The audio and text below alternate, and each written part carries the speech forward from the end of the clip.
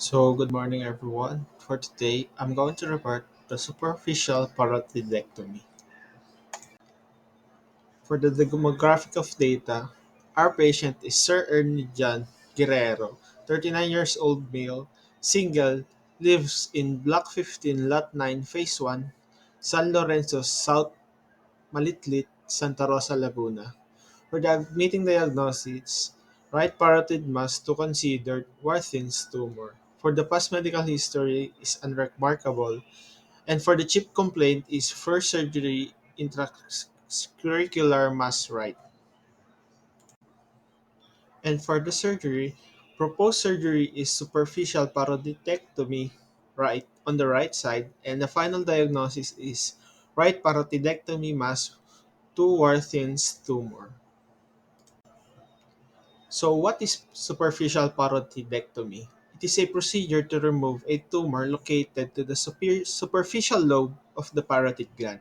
This procedure is typically performed when tumor is found on superficial lobe, which is the part of gland located to the lateral to the facial nerve.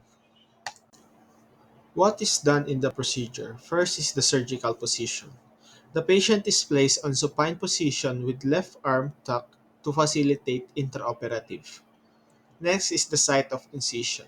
Most common incision used a superficial parotidectomy is a modified Blair incision. This incision is made in the preocular crease, which run around the earlobe, then extends into an upper neck crease. Lastly is skin prep. The skin initially prepared with providine iodine in circular motion starting from the center and moving outwards to ensure a true and sterile antiseptic application while preventing the spread of contaminants. And for the anesthetic agent, for anesthesia, it's propofol.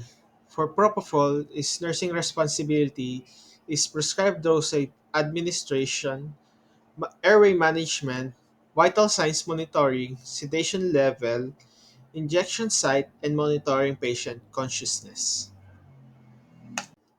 And in this page, are the types of regular instrument usage, and the specific tissues that cooperates with the tool. First is Alice. It's used to hold tissue and provide secure grip on skins and muscles. Next is Mosquito. It's used to separate muscles and tissues fats from the vessels. Next is Adsons. It holds tissue, skin, and small fats, cauterize small bleeding, and specifically used in skin, fats, and tissue. Next is Metzenbaum. It's used to cut tissues and blood vessels, and the specific tissues is muscles and blood vessels. Next is Arminavi, used to retract tissues and muscles, and for the specific it's tissue and muscles. And for the electric cautery bipolar, it's cauterized small blood vessels that are precise and need to be cauterized with a small amount of electric. And specific tissue is blood vessels. And lastly is the electrocautery monopolar is cauterize a larger areas of coagulations of blood vessels. First is type of sutures is Prolin 2O. This Prolin 2O is used for the fascia and non-absorbable sutures that use a continuous suture strategy. Next is the Vicryl 4O. This Vicryl 4O is absorbable and used in the subcutaneous fats, and the suturing type is simple interrupted. Lastly is the Vicryl 5O. This Vicryl 5O is used to the skin and absorbable sutures, and same as Vicryl 4O, it is a simple interrupted suturing technique. And next is the immediate post-operative nursing care, or IMPOC. And for the first immediate post-operative nursing care is facial nerve monitoring. Assess facial symmetry, observe facial expressions for any asymmetry or weakness, and note for any drooping, of the mouth, eyelids, or brow. For the rationale, the facial nerve is located near to the parotid gland and can be reached during surgery. Regular assessment of facial nerve functions help identify any potential damage or weakness, allowing to prompt interventions.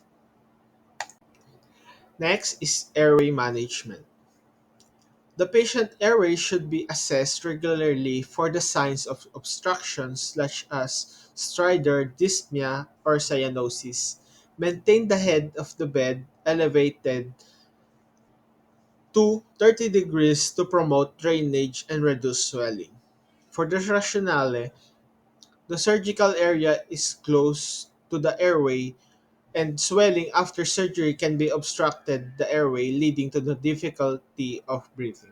The surgical procedure can irritate the airway leading to the increased secretions. This secretion can accumulate and obstruct the airway. Next is the wound care and drainage management. Monitoring the surgical site for signs of infections like redness, swelling, warmth, and also managing the drainage. Clean and dress the wound as instructed by the healthcare providers. This rationale is the surgical site is suspectable for infection, require close monitoring and prompt interventions if necessary. Regular wound assessment and appropriate wound care can prevent complications.